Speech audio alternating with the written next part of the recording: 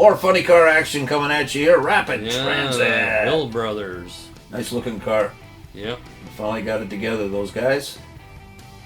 Tom McEwen and the English Leather Flying Navy sponsored machine, amongst other corporate sponsors on the car. I always was able to find that corporate money.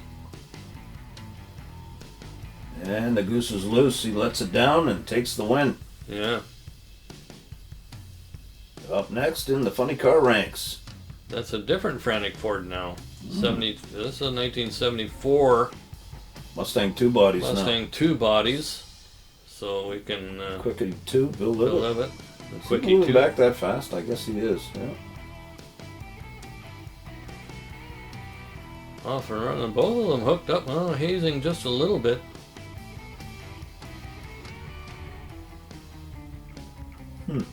Nice runs up there. Yeah. Definitely later on. This is a Custom Body Enterprises car of Tom Prock, Hal Segrini, the Black Magic Vega, sponsored by ATI. That's the same Automatic Transmission Incorporated that have all the big super stock cases and all that stuff now. Super dampers. Custom body guys out of Utica in New York. As we watch the chutes come out safely. Tommy Grove, 704, Barry Setzer's machine. Grove basically took that car on his own and went all around the states driving Setzer's car.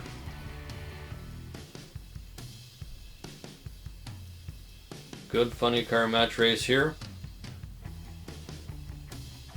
Bill Levitt, the Quickie 2, 417 Donovan for power. Phil Castronovo's custom body, although there was 5 brothers, Castronovo brothers. Tom Prock is at the switch here.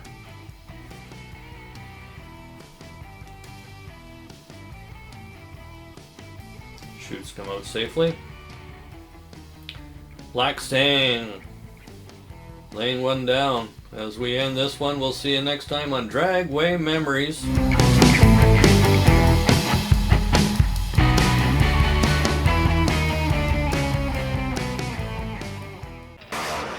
We start off 2008 with some OSCA regulars. Mikey Garrian when he was a Pro Charged before he went to the turbos. Yeah. And we're not sure on this Mustang here. I got Mike Bennett trying to figure out who it was. Mike's been a great help with identifying some of these cars. I wasn't an announcer then. I just shortly after this race became an announcer. I was just a shooter, so I didn't know a lot of the racers. But Mike, who's stepped up to Pro Mod with a Speedwire car, and I'll tell you, it's one of the more awesome cars to watch at the track, and it really runs the numbers. So Mikey Garrian and Sharon down there, his longtime crew chiefs, Sharon Somerville. Yeah, I think they called that the nuclear banana, didn't they? Yep. And you're going to see that the Mustang has some, I'm going to guess, tranny brake issues or line lock or something. Line lock or just a brain fart supreme, because he rolls the beams and realizes he's rolled it and he just sits there. And Mike lays down a laser. And away he goes through the top end, and he goes, I can't see it very well there, 780. That's an off-pace run. Yeah, I believe that car's gone faster than that. Yeah. Rocky DeLeese in the Chevelle, lone Chevelle, up against Frank Papilio. Baby, yeah. Twin turbo Mustang up against the blowing L. Billis power in that Chevelle. Chevelle been around for a while. It's got a lot of laps on it, but they've got it all figured out. Mustang twin turbos, terror on the top end, loads of power upstairs. Yeah. He had some teething problems with that when he first brought it out, I recall. The car would have been fairly new at that juncture. Yeah, at this point this would be a new build. Was it Ford powered or did it go to be? Yeah, it was a Ford powered. Oh, good. Keep it real. Yeah, it was a Clevor type motor. Lots of awesomeness under the hood. Oh yeah. A lot of these guys are ex-street racers, and they know how to get down a lot of sketchy surfaces. So. They do. So Frank drives around Rocky, who lifted.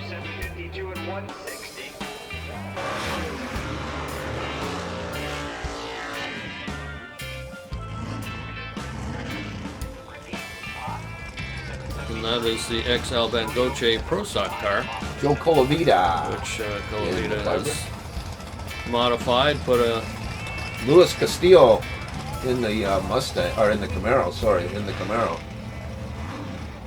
Beautiful 69. I always say the 69 Camaro is the nicest Camaros ever built. I love them. All right, so the Camaro, you'll see, has some issues, but Joe, he just lays it down and goes 190 at a low 17 or something. So the Camaro's in his run. Yeah. And I used to watch Joe test at the track through the week, and that was an eye-opener. Yes.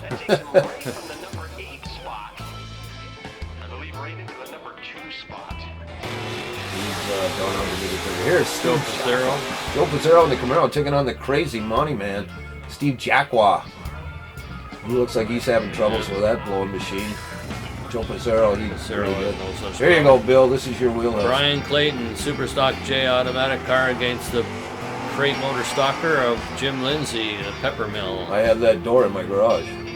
Yeah, that's right too. All right, who gets there first? Brian. Clayton gets there first. He was a champion. He still is. Still is. Kevin Dundas in the 572-inch Hemi. Wow. 64 Belvedere. For Hemi's only. Up against Mr. 10,000 RPM himself, Dennis Perno. Canadian Drag Racing Hall of Fame inductee. He owns Performance Cellar in the east end of Hamilton. He's been a speed merchant for as long as I've known him. Good lad too. Yep, helps me out. He helped me out with my car. Stands it right up. And here comes the Hemi. Dennis can feel it, hear it, smell it, taste it. And the Hemi's just going to nip him in the lights. All right. Here's another favorite of yours, Bill. Yeah, Jamie Groves, another of the 10,000 RPM small block Fords, Windsor-based. Up against the Glenn Staley machine of Rich Mowat. Looks like he left in the wrong gear, perhaps. Something didn't work out there. Yeah. Mike Chirico in the 65 That's good, isn't it? Chevy Biscayne. Yep. Tommy Simon out of the valley town of Dundas, big block Camaro. Always been a favorite of mine. That's Big Surge wandering on the line there, and I'm not sure. That's what he used to wear. It didn't look big enough for Surge. That could be. That's Neil in the black there. He pretty much looks like that. So away goes the big heavy Chevy, and here comes the Camaro. Camaro's running strong. Looks like they'll move by him in the lights. He does. Takes the win. 965.